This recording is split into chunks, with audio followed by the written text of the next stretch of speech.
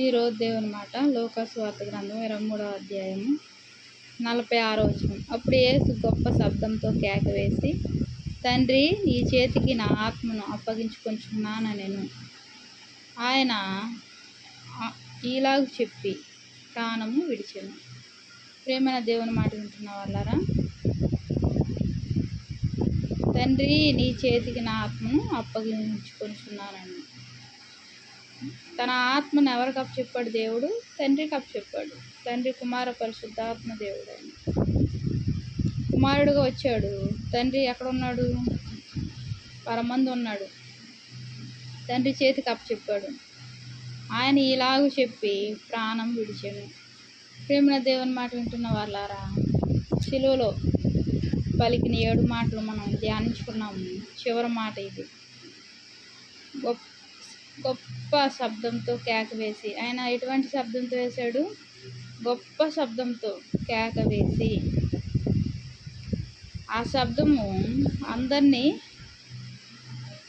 ఆశ్చర్యపరిచింది. ఆయన ఎప్పుడైతే చనిపోయాడో భూమి బద్దలైంది, భూకంపం వచ్చింది. ఎక్కడ వారు అక్కడ వణికిపోయారు. ఈయన నిజంగా దేవుని కుమారుడు అని అందరూ సాక్ష్యం చెప్పారు. తెర ఏం జరిగింది? అడ్డుగా ఉన్న తెర చినిగిపోయింది. దేనికి అడ్డు? నీ జీవితంలో, నా జీవితంలో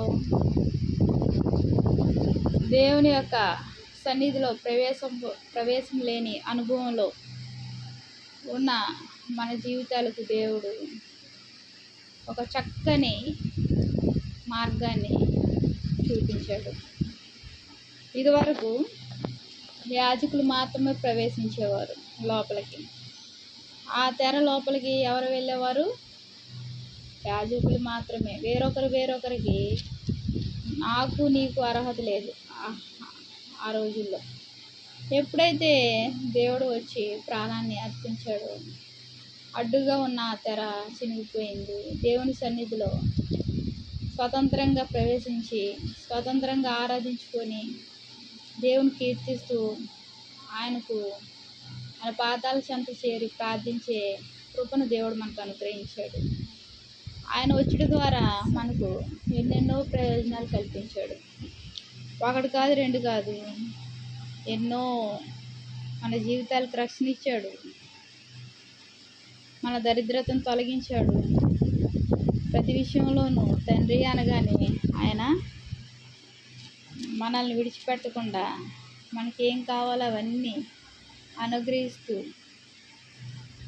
ఆయన ఎంతగానో సహాయం చేస్తూ, సమాధానాన్ని ఇస్తూ, సంతోషమిస్తూ, ఆశ్చర్యకార్యాలు, గొప్ప కార్యాలు మన జీవితంలో చేస్తూ, మనం ఊహించని కార్యాలు మన జీవితంలో ఆయన చేస్తూ నడిపిస్తున్నాడు. ఆయన వచ్చిన కార్యం ఎంతో అమూల్యమైంది. ఆయన రావడం ద్వారా మన జీవితాలు ధన్యమయ్యాయి. ఆయన ఎంతో సమీపంగా ఉన్నాడు మనకు. ఆత్మను తండ్రి, కుమార, పరిశుద్ధాత్మ దేవుడు పరిశుద్ధాత్మని ఇక్కడ భూమి మీద వదిలి వెళ్ళడం జరిగింది.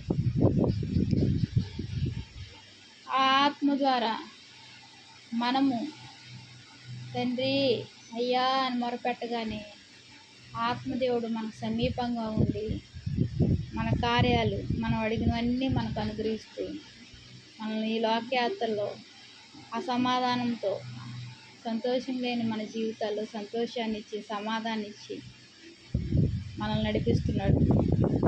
అన్ని వేళల్లో తృప్తిపరుస్తూ, అన్ని వేళల్లో సమాధానం ఇస్తూ, అన్ని వేళల్లో విజయం ఇస్తున్నాడు ఆయన.